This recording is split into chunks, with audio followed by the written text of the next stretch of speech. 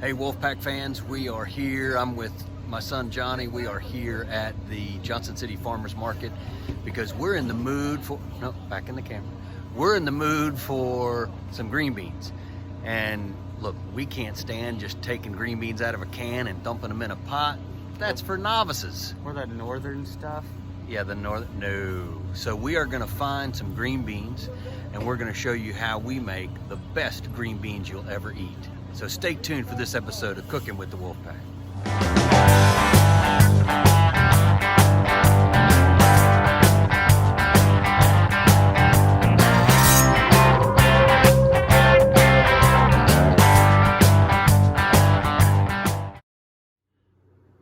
So welcome back to Cooking with the Wolfpack. I am just doing step one before Johnny gets here to help make these beans, because I'm telling you, he makes the best beans. And I love green beans, but who wants green beans out of a can? I don't. We're gonna throw those right away. So step one is going to be to break the beans. Now, I find this very relaxing and very therapeutic, although when I was a child, I did not find it very relaxing or very therapeutic. I found it to be a pain in the neck. But it's really quite easy. So you're gonna take your bean, right? It's got a little pointy end on each side. So you're gonna kind of pinch that top pointy end. And you're gonna peel the string off of the side of the bean. That's why they call them string beans or green beans. Then you go to the opposite end, tweak him off, and pull the bean string down the other one. And then that's too big to eat with a fork, so you're gonna break it in half just like that. Let me show you a close-up on that. All right, so you have your bean. There's a pointy end. Grab it, pull, you can see the string. Pull all the way off. Then flip it over to the other end, pinch the top off. Pinch the top off, and pull the string off the other side. Again, really big to eat with a fork, so we're going to break that sucker in half. Let me show you again. Pointy end, pointy end. Grab one of the pointy ends, pull, see that big string coming off? Blech, don't want to eat that. You can, but you don't want to. Other end, same thing, pull the string off, done, break it in half. That's how you break beans. So I'm going to finish breaking these beans. It doesn't take but a few minutes. You can see I can whip out quite a few of them in just a matter of minutes. So I'm going to finish breaking these beans, and as soon as I'm done, Johnny should be pulling in, and we are going to show you how to make the best green beans. You're never going to want to make them another way, and I promise you, you're not going to want to eat them out of a can. So stay tuned.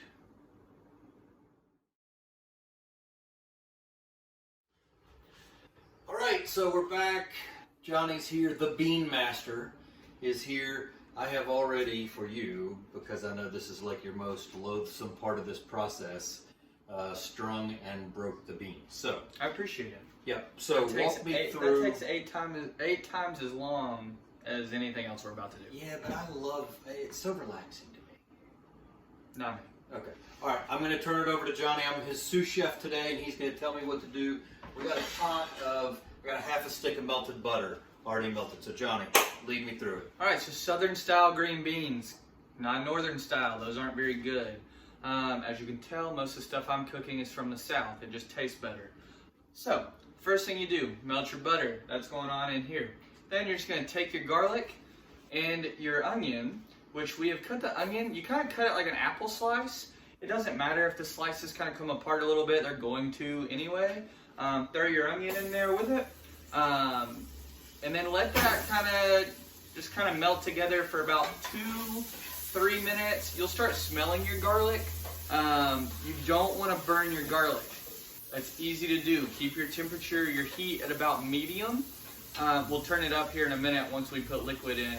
But it's very, very easy to burn your garlic. You know, there's not a whole lot better smell in the world to me than butter, garlic, and onions. I love that smell. Honestly, you can probably season just about anything with that. It just tastes better. Learn how to use garlic.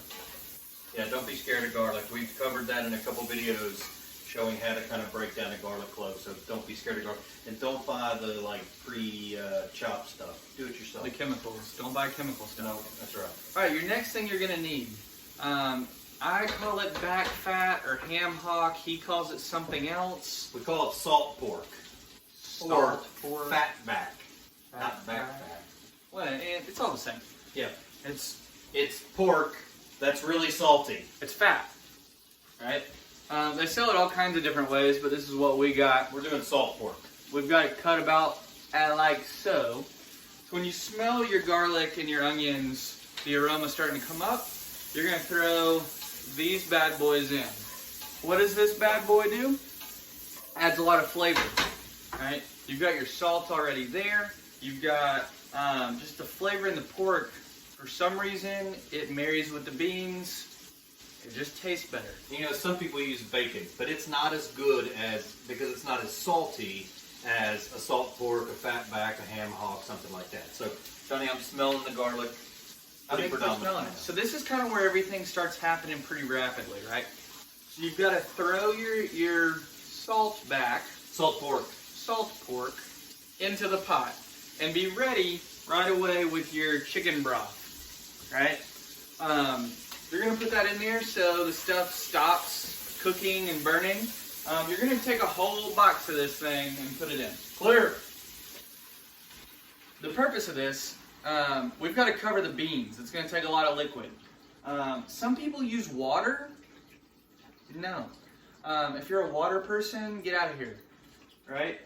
There's your key on making rice. Chicken stock always tastes better. It adds flavor. That's a great tip. I even use like beef stock sometimes if I'm cooking like a steak and have rice with it or something. Beef stock.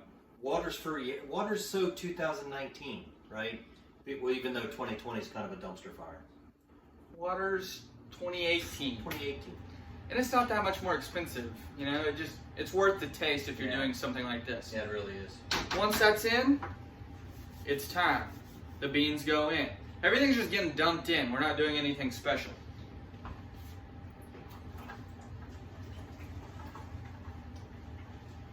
Diversification. You got your green beans in the pot.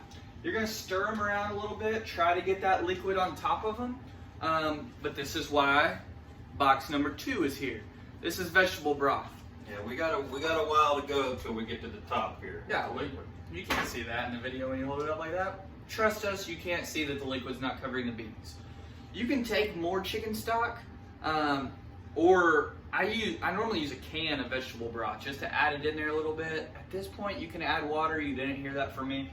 Let me tell you, vegetable broth is kind of a hidden gem that I just discovered about a year ago. I love vegetable broth. It brings an incredible depth of flavor to stuff like this.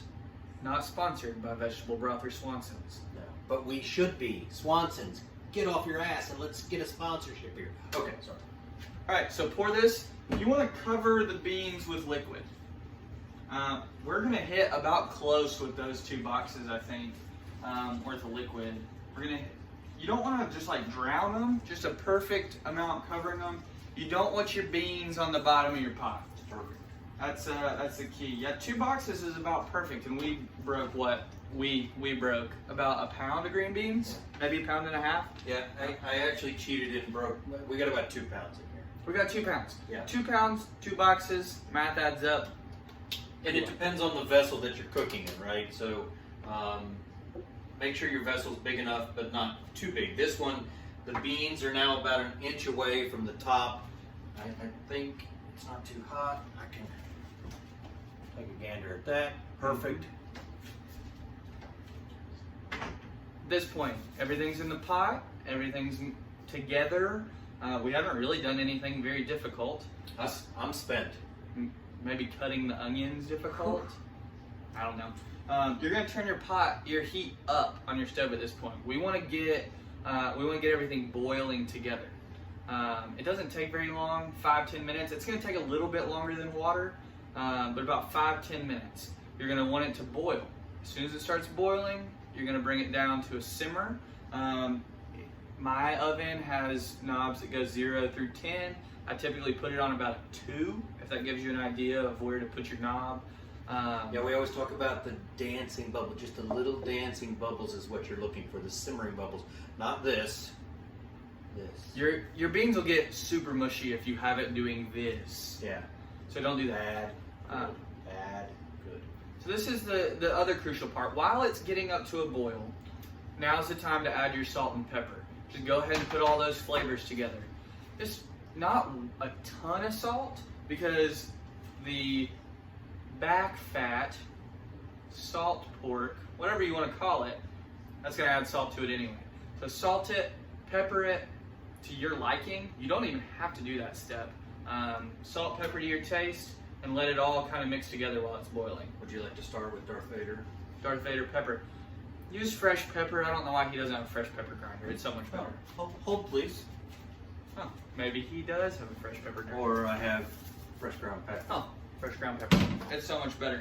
Just a pinch, not a whole lot. Once again, flavor to taste. Maybe 2 pinches. We have 2 pounds. Maybe a pinch per pound is a good rule of thumb. How would you like the Stormtrooper for the salt? It comes out really fast. Be careful. And it's okay. I mean, we're in the South. Go salt heavy. Who cares? You know, unless you don't like things salty, then don't do that. That's for all our doctor friends that prescribe Lipitor people. There you go. Not sponsored by Lipitor. But we should be. Okay. So that's it. That's it. So do I cover this once it gets to dancing? So once it boils, you turn it down to a simmer, you cover it. Now, it takes about an hour and a half to 2 hours to finish the process. It's just how it goes with green beans. You gotta soften them, and we'll get there here in a little bit. But cover them, simmer them. I say 2 hours. I like it better on 2 hours. But about hour and a half to 2 hours, and they're ready to go. And you can leave them in there longer. So we're gonna go about an hour and a half because I'm hungry. We're checking it, and then if I need to go longer, we will. But remember, this is gonna be so much better than a can of green beans. And I consider Johnny a green bean aficionado. There's not a holiday that we have where your request is not green beans. No, and none of those fresh, long stem. That's so bougie, right? Yes, let's have the fresh, long stems. green bean. Green bean. Get out of here. Southern cut green beans are the best for a reason. The way to go. All right, so I'm going to simmer this for about an hour and a half, 2 hours, and then I will be back for the day. Johnny's got to get home to his wife, Courtney, and his dogs, and he's been working all day, so he's ready to get home. I'll be back for the taste in just a few minutes, so we'll see you then.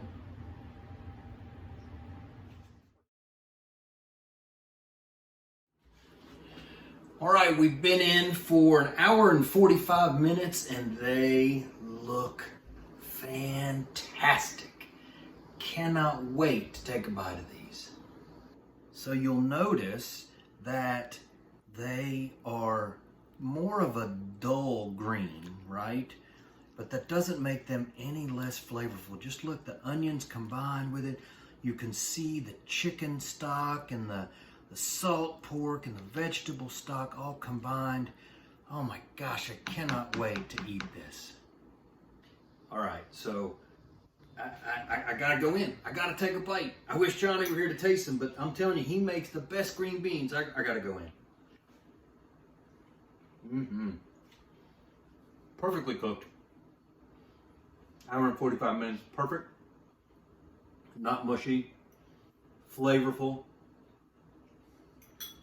I really believe that it's the combination of all the pieces and parts that make this so good. The vegetable stock, the garlic, I can taste every bit of it. That splash of pepper that he put in, perfect. Remember, pinch per pound, I think it's the perfect level. And the salt pork didn't make it salty at all. It just gave it kind of that smoky flavor like a good old southern green bean should have. So go to your cabinet, throw away your cans. This is the way you need to prepare your green beans from now on. Johnny, bravo. Not Johnny Bravo, but Johnny, bravo. Bravo. These green beans are money in the bank. Guys, thanks for tuning into this episode of Cooking with the Wolfpack. Sorry Johnny's not here to sign off, but I'll give you the double. See you next time.